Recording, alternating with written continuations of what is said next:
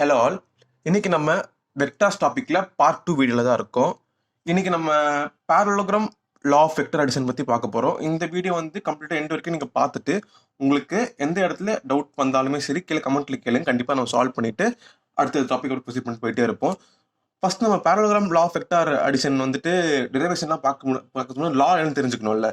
அது என்ன சொல்லுதுன்னா join two vectors tail to tail as two adjacent sides of a parallelogram and complete the imaginary parallelogram அப்படின்னு ஒன்றும் இல்லை.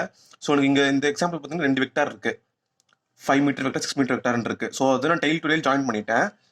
அப்புறம் ஒரு டெய்ல் டு டெய்ல் ஜாயின் பண்ண பிறகு as two adjacent sides of a parallelogram, இது வந்துட்டு ஒரு parallelogramோட 2 adjacent side அசியூம் பண்ணிக்கிறேன் and complete the imaginary parallelogram. So இதை வந்து ஒரு parallelogram மாதிரி வரைஞ்சிக்கிறேன். ஓகேங்களா, கம்ப்ளீட் பண்ணிட்டேன் parallelogram. Diagonal of parallelogram from common point gives the resultant. So இந்த காமன் பாயிண்ட் இருக்குல்ல, 2 வெக்டர் காமன் பாயிண்ட் இருக்குல்ல, இங்கிருந்து நம்ம வரைகிற இந்த parallelogramோட டயகனல் இருக்குல்ல, இங்கிருந்து வரைகிற டயகனல் இந்த parallelogram டயக்ராம் தான் வந்து இதுதான் நம்ம ரிசல்டன்ட். இதுதான் நம்ம ரிசல்டன்ட் ஆர் பார். ஓகேங்களா, இதுதான் வந்து parallelogram law of vector addition. So இந்த ரிசல்ட் ஆர் பார் வேல்யூ எப்படி கண்டுபிடிக்கிறது ஃபார்முலா இருக்கு.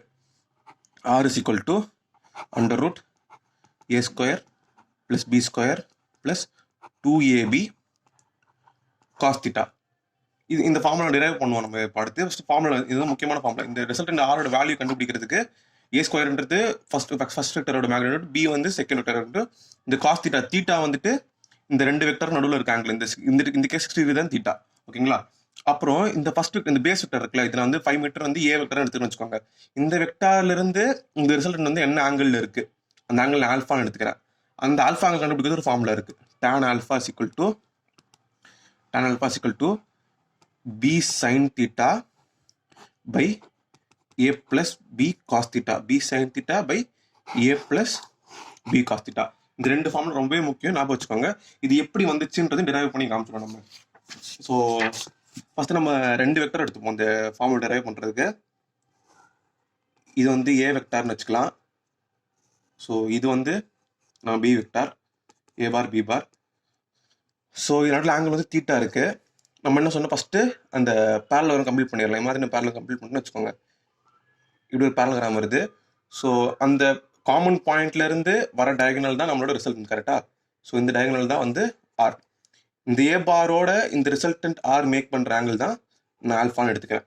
ஸோ இப்போ இந்த டெரிவேஷன் பண்றதுக்கு நான் இந்த சைடு எக்ஸ்டெண்ட் பண்ணிட்டு இந்த எக்ஸ்டெண்ட் பண்ணிட்டு இங்கே ஒரு ரைட் ட்ரையாங்கிள் வர மாதிரி ஃபார்ம் பண்ணிக்கிறேன். ஸோ இது பி வெக்டார்னா அது பேரலாக இருக்குல்ல, சேம் லென்த் தானே இருக்கு.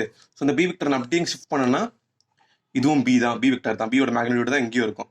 ஸோ இந்த ரைட் ஆங்கிள் ட்ரையாங்கிள் நான் சப்போஸ் இது வந்துட்டு ஓ எம் என் எம்னு நேம் பண்ணிக்கிறேன், சும்மா நேம் பண்ணிக்கிறேன். In right triangle ONM. இந்த இங்க பாருங்க, இந்த வெக்டார் தான் அப்படியே நான் ஷிஃப்ட் பண்றேன். அப்போ இந்த ஆங்கிள் தீட்டானா இந்த ஆங்கிள் தீட்டா தான் இருக்கும். இது அப்படியே கொண்டு வரேன், இந்த லைனும் அப்படியே தான் கொண்டு வரேன். ஸோ ஆங்கிளும் மாற போகுது, அதே தீட்டா ஆங்கிள் தான் இருக்க போகுது. நீங்க மேக்ஸ் படி பார்த்தாலும் இது வந்து கரஸ்பாண்டிங் ஆங்கிள் இருக்கணும். ஸோ கரஸ்பாண்டிங் ஆங்கிள் ஈக்குவலாக தான் இருக்கும். அப்போ இங்க தீட்டா ஆங்கிள் இருக்குன்னா இங்கே தீட்டா ஆங்கிள் தான் இருக்கும். ஸோ இந்த ட்ரையாங்கிள் பாருங்க, சைன் தீட்டா வேல்யூ என்னது, sine theta is equal to opposite side என்னது எம்என் பை ஹைப்போடெனஸ் வேல்யூ வந்து பி, ஒரு மேக்னிட்யூட் வந்து b. So b, so MN is equal to b sin theta. mn is equal to b sin theta. b sin theta. அதே மாதிரி இந்த சின்ன கீழ் side கண்டுபிடிக்கணும்னா cos theta is equal to adjacent side by hypotenuse. So om by hypotenuse is equal to om is equal to b cos theta வந்துடும். So sin theta cos theta formula use பண்ணி நான் mn ob, இப்போ இந்த side வந்து எனக்கு என்னது mn, அது வந்து பி சைன் தீட்டா. இந்த சைடு வந்து பி சைன் தீட்டா கண்டுபிடிச்சிட்டேன். இந்த சைடு வந்துட்டு இந்த சின்ன சைடு வந்துட்டு பி காஸ் தீட்டா. எனக்கு இது கண்டுபிடிச்ச பிறகு நான் அந்த பெரிய ட்ரையாங்கிள் பார்க்க போறேன். இங்க ஒரு பெரிய ட்ரையாங்கிள் இருக்குல்ல, இது சின்ன கண்டுபிடிச்ச பெரிய ட்ரையாங்கிள். ஸோ இங்க இருந்து இந்த பாயிண்ட் நான் ஓன் பாயிண்ட் பண்ணிக்கிறேன்னா in triangle in right triangle ONM. இங்கே ஓ ஆல்ரெடி, அப்போ இந்த பாயிண்ட் வந்து நான் பீன் நேம் பண்ணிக்கிறேன். இங்கே ஆல்ரெடி ஓன்னு சொல்லிட்டு ஸோ இங்கே பீன் நேம் பண்ணிட்டு இந்த ட்ரையாங்கிள் பிஎன்எம்னு எடுத்துக்கிட்டோம்னா ஸோ இங்கே இந்த ரைட் ஆங்கிள் ஃபஸ்ட் நம்ம தனியாக வரைஞ்சிக்கலாருங்க. பெரிய ட்ரையாங்கிள் தனியாக வரைஞ்சோன்னா இந்த சைடு வந்துட்டு பி சைன் தீட்டான்னு இருக்கும். இந்த ஆங்கிள் வந்து இந்த பெரிய ட்ரையாங்கிள் மட்டும் பாருங்க. இப்போ இந்த ஆங்கிள் வந்து ஆல்ஃபா, கீழ் சைடு வந்துட்டு இங்கேருந்து இங்கே வரைக்கும் ஏ எக்ஸ்ட்ரா இது வந்துட்டு பி காஸ் தீட்டா இருக்குது. ஸோ ஏ ப்ளஸ் பி காஸ் தீட்டா, ஏ ப்ளஸ் பி காஸ் தீட்டா. இந்த ஹைப்போடெனிஸ் தான், இந்த ஹைப்போடெனிஸ் தான் எனக்கு வந்து ரிசல்டன்ட். ஸோ இங்கேருந்து நான் ஆர் கண்டுபிடிக்கிறேன், என்ன பண்ணணும், R equal to R square equal to B sine theta the whole square plus A plus B cos theta the whole square. So இது சிம்பிளிஃபை பண்ணணும்னா எனக்கு வந்துட்டு ஆர் வேல்யூ கண்டுபிடிக்கணும். இப்போ hypotenuse square equal to sum of squares of adjacent sides இல்லை squares இல்லை. So hypotenuse square கண்டுபிடிக்கிறதுக்கு நான் B sine theta whole square plus A plus B cos theta whole square பண்ணுறேன். ஸோ இது சிம்பிளிஃபை பண்ணால் B square sine square theta plus இது A plus B the whole square formula இருக்குது. A plus B the whole square என்னது, A plus B the whole square is equal to A square plus B square plus 2ab. இது படிச்சு மேக்ஸில் படிச்சிருப்போம். So இது அது இப்போ இந்த இடத்துல ஏ தான் ஏ, பின்ற இடத்துல வந்து பி காஸ் தீட்டா இருக்குது. அப்புறம் என்ன பண்ணணும், A square plus B square cos square theta plus 2ab cos தீட்டான்னு வரும். ஸோ இந்த பி ஸ்கொயர் சைன் தீட்டா தம்மையும் B square cos square theta தம்மையும் தனியாக எழுதிக்கிறேன். தனியாக எழுதும் போது பி ஸ்கொயர் நான் காமனாக வெளில எடுத்துடுறேன். அப்போது sine square theta plus cos square தீட்டான்னு வந்துடும் plus A square plus 2ab cos theta. இது என்னது, இது வந்து R square is equal to இப்போது sine square theta plus cos square theta value என்னது, இதோட வேல்யூ வந்து 1. நம்ம மேக்ஸ் டெக்னாமெண்ட்டில் படிச்சிருப்போம். Sine square theta plus cos square theta வந்து 1. ஸோ ஆட்டோமேட்டிக்காக என்ன ஆகிடும், R square is equal to இது 1 ப்ராக்கெட் ஃபுல்லாக 1 ஆகிடும். So B square plus A square plus 2ab cos theta.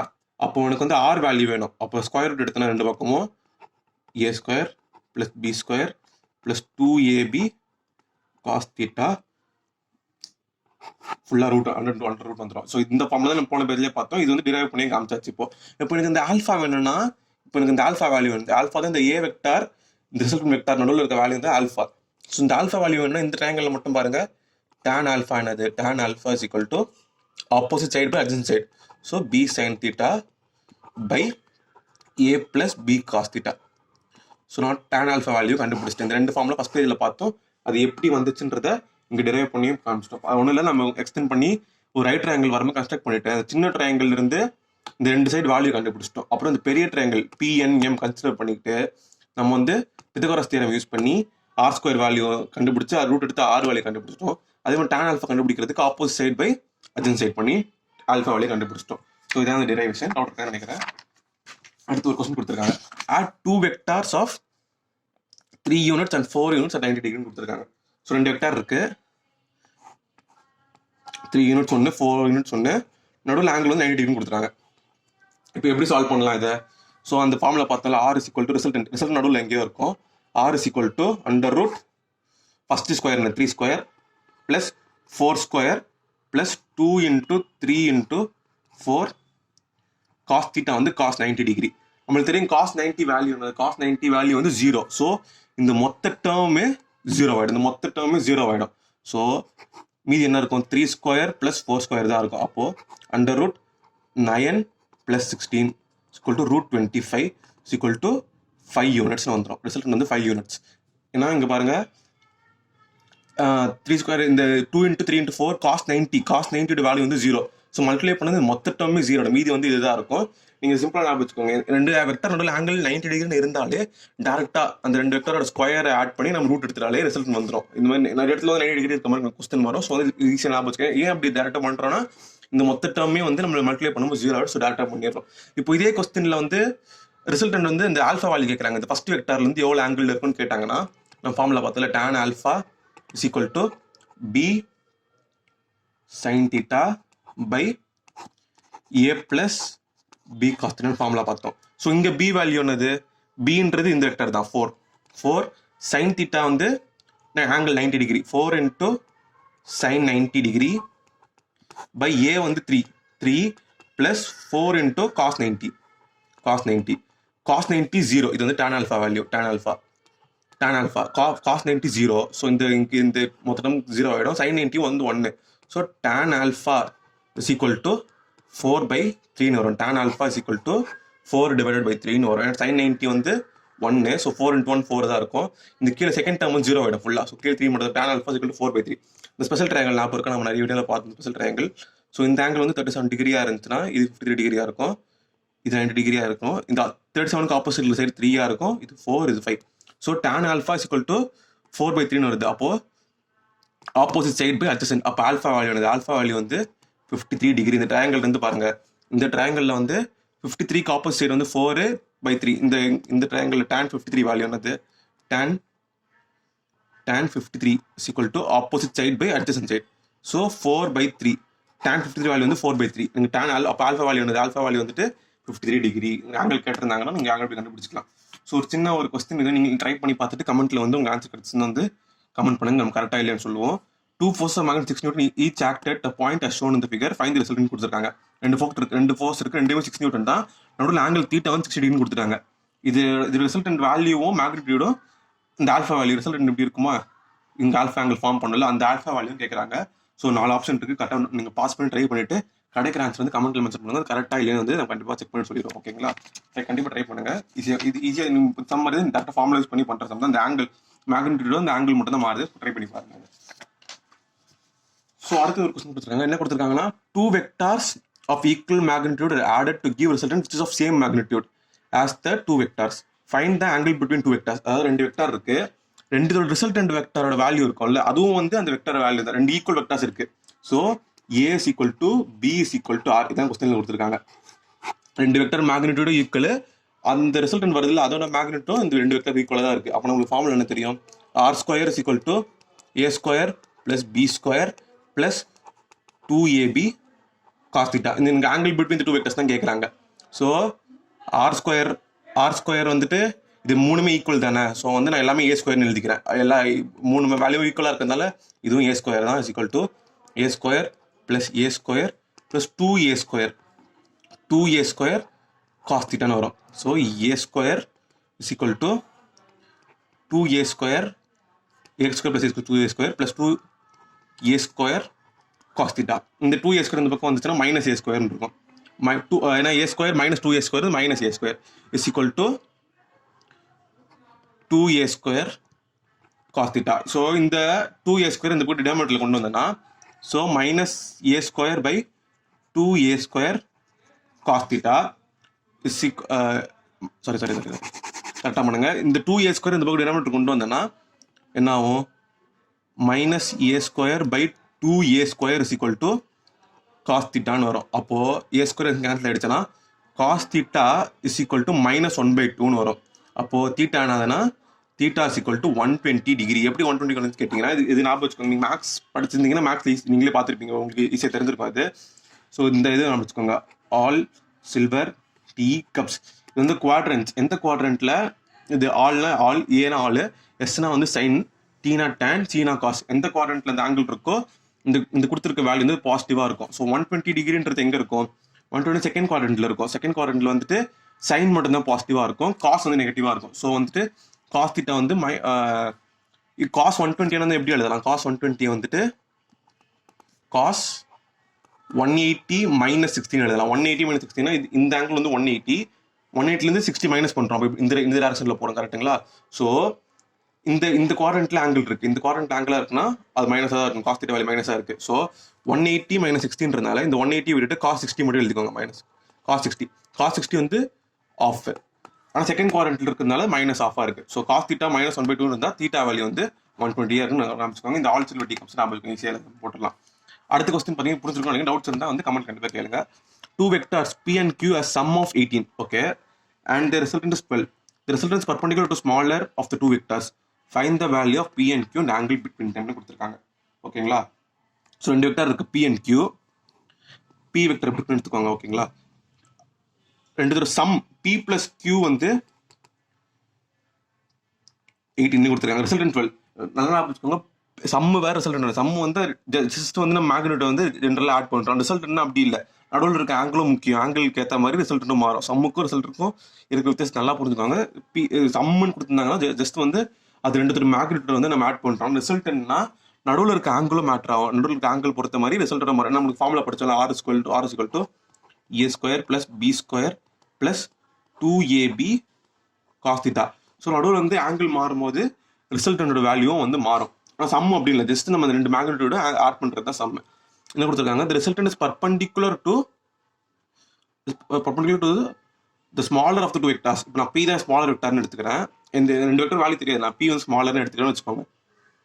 So resultant r வந்து இதுக்கு பர்பண்டிகுலராக இருக்குது. ஓகே, இப்போ என்ன பண்ணணும், find the value of p and q and angle between them கொடுத்துருக்காங்க. ஸோ ஃபர்ஸ்ட் என்ன, p இங்கே இருக்குது, r இங்கே பர்பண்டிகுலராக இருக்குது. இதுக்கு வந்து இப்போ q எங்கன்னு கண்டுபிடிக்கணும். q வந்து இந்த ஆருக்கு இப்படி இருக்க முடியாது கண்டிப்பாக q, ஏன்னா வந்து நான் பேரலோகிராம் கம்ப்ளீட் பண்ணும்போது ரிசல்ட் வந்து டயகனலாக இருக்கணும். ஸோ அப்போ வந்து q வந்து கண்டிப்பாக எனக்கு இங்கே தான் எங்கேயோ ஒன்று இருக்கும். அப்போ தான் வந்து நான் ஒரு பேரலோகிராம் வரைஞ்சேன்னா, இப்படி ஒரு பேரலோகிராம் வரைஞ்சேன்னா டயகனல் வந்து பேரலோகிராம் உள்ளே தானே இருக்க முடியும். ஸோ இப்படி நான் ஆருக்கு தள்ளி இப்படி q வரைஞ்சால் தான் டயகனல் வந்து உள்ளே இருக்க மாதிரி இருக்கும்.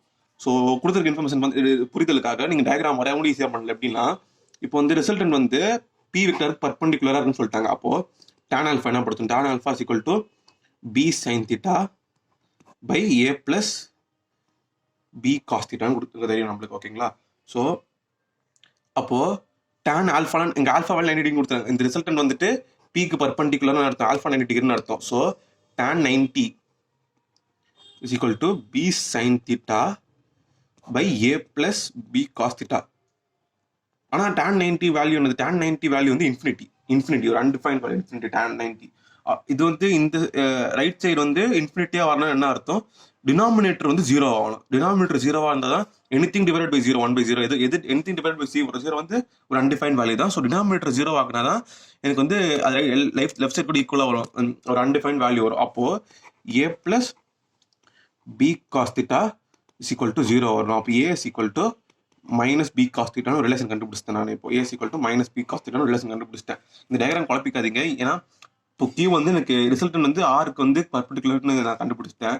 கியூ வந்து இந்த பக்கம் இருக்கணுமா இந்த பக்கம் இருக்கணும்னா கண்டிப்பாக இந்த பக்கம் தான் இருந்தாகணும். ஏன்னா நான் பேரலல் கம்ப்ளீட் பண்ணும்போது இந்த ஆறு தான் டயகனலாக இருக்கும், டயகனல் வந்து பேரலல் உள்ள தானே இருக்கும். நான் கியூ வந்து இங்கே போட்டேன்னா இப்படி பேரலல் கம்ப்ளீட் பண்ணேன்னா இந்த ரிசல்ட் ஆர் வந்து வெளியில் இருக்கும், டயகனல் வெளியில் இருக்க முடியாது. ரிசல்ட் வந்து என்னோட டயகனலாக இருக்கணுன்றதுக்காக நான் கியூ வந்து இப்படி வரைஞ்சிக்கிறேன். ஸோ டயக்ராம் வந்து ஒரு அண்டர்ஸ்டாண்டிங்க்கு தான் நம்ம டேரெக்டாக ஃபார்முலா யூஸ் பண்ணி இந்த கொஸ்டின் முடிச்சிடலாம். நான் இந்த tan alpha ஃபார்முலா யூஸ் பண்ணி a equal to minus B cos தீட்டான்னு ஒரு ரிலேஷன் கொண்டு வந்துட்டேன். அப்புறம் என்ன பண்ணலாம், இப்போ வந்து நான் ரிசல்டன்ட் ஃபார்முலா எழுதுறேன். ரிசல்டன்ட் ஃபார்முலா என்னது, r is equal to r square is equal to a square plus b square plus 2ab cos theta. ஓகேங்களா, ஓகே. இங்கே வந்து PQன்னு எடுத்திருக்காங்க. நாங்கள் ஜென்ரல் ஃபார்ம் ஏபியில் கொஸ்டினில் PQ இருக்குதுனால இப்படி மாற்றி எழுதலாம். P is equal to minus Q cos theta எழுதிக்கலாம். அதே மாதிரி இங்கேயும் மாற்றி எழுதிக்கலாம். So r square is equal to p square plus q square plus 2pq cos theta plus 2pq cos theta. இங்கே வந்து q cos theta வேல்யூ என்னது, இதுல இருந்து பார்த்தா q cos theta is equal to minus p. இந்த subtraction minus வந்து இந்த கொண்டு போயிடுறேன். So q cos theta is equal to minus p. இங்கே இது போட்டேன்னா q cos theta பதிலாக மைனஸ் பின்னு போட போகிறேன். இப்போ so r square is equal to p square plus q square minus 2p ஸ்கொயர்னு வரும், மைனஸ் 2p ஸ்கொயர்னு வரும். கரெக்டாக, ஏன்னா q cos theta என்னது, q cos theta வேல்யூ வந்து minus p q cos theta. இது போடும்போது மைனஸ் p இன்ட்டு 2p வந்து மைனஸ் 2p ஸ்கொயர்னு ஆகிடும். So r square is equal to q square minus 2p square plus p square minus p ஸ்கொயர்னு வரும். q square minus p square. So r square is equal to a square minus b square identity என்னது, a plus b into a minus b படிச்சிருப்போம் மேக்ஸில். So அதே மாதிரி q square minus p square வந்து q plus p into q minus p into q minus p. இப்போ வந்து நம்மளுக்கு கொஸ்டினில் சம்மு p plus q அது வந்து 18 கொடுத்துட்டாங்க, ரிசல்டன் வந்து 12 கொடுத்துட்டாங்க. இது ரெண்டு வேலை சப்ஸ்டிட் பண்ணலாமா இங்கே. ஸோ ரிசல்டன் வந்து 18, ரிசல்டன் வந்து சாரி 12, ரிசல்டன் 12. அப்போ 12 square 144 is equal to q plus p வந்து 18 இன்ட்டு q minus p. எப்படி இந்த q minus p வேல்யூ இது கொண்டு போய் 18. So q minus p is equal to 144 divided by 18. 144 divided by 18. இது 9 டேபிள் கேன்சல் பண்ணால் 2 டைம்ஸ் வரும், இது வந்து 16 டைம்ஸ் வரும், 16 times. So 8 times. So q minus p வந்து 8ன்னு வந்துருச்சு, q minus p 8. எனக்கு q plus p வந்து ஆல்ரெடி 18 தெரியும். q plus p 18, q minus p வந்து 8. ஸோ இந்த ரெண்டுத்தையும் ஆட் பண்ணும்போது minus p plus p cancel 2q is equal to 18 plus 8 வந்து 26 வரும். So q is equal to 13 கண்டுபிடிச்சிட்டேன். q 13 q plus p எவ்வளோ 13 plus p is equal to 18. So இது போச்சுன்னா p is equal to 5 வந்துடும். ஸோ எனக்கு answer வந்து ஃபைனலாக என்ன கேட்டிருக்காங்க கொஸ்டினில் find the values of p and q and angle between them கேட்டிருக்காங்க. ஸோ எனக்கு கண்டுபிடிச்சிட்டேன். இப்போ என்னது p வேல்யூ வந்து q 13 கண்டுபிடிச்சிட்டேன், p 13 கண்டுபிடிச்சிட்டேன், p 5 கண்டுபிடிச்சிட்டேன். எனக்கு வந்து வேல்யூ வேணும். இந்த ஃபார்முலா யூஸ் பண்ணலாமா? இப்போ q cos theta is equal to minus p formula இருக்கா? ஆங்கிள் கண்டுபிடிக்கிறதுக்கு q cos theta is equal to minus p. q value என்னது 13 into cos theta is equal to minus 5 வரும். p வேல்யூ வந்து 5. So cos theta is equal to minus 5/13. இதுதான் வந்து final answer. நான் q கண்டுபிடிச்சிட்டேன், p கண்டுபிடிச்சிட்டேன், cos theta value கண்டுபிடிச்சிட்டேன். நான் இந்த ஃபார்முலா இந்த tan alpha ஃபார்முலா யூஸ் பண்ணி ஃபர்ஸ்ட் tan into undefinedனால இந்த டினாமினேட்டர் 0 ஆக்குறேன். அதுல ரிலேஷன் வருது. அந்த ரிலேஷன் யூஸ் பண்ணி நான் இந்த r ஸ்கொயர் ஃபார்முலா சப்ஸ்டிட் பண்ணி சால்வ் பண்ணும்போது எனக்கு வந்துட்டு q-ம் p-யும் வந்து வேல்யூ கிடைச்சிருது. அதை யூஸ் பண்ணி நான் cos theta வேல்யூ கண்டுபிடிச்சிடுறேன். இதுதான் இந்த கொஸ்டின். ஓகேங்களா? இது குழப்பிக்கிறதுக்கு எதுவும் இல்லை.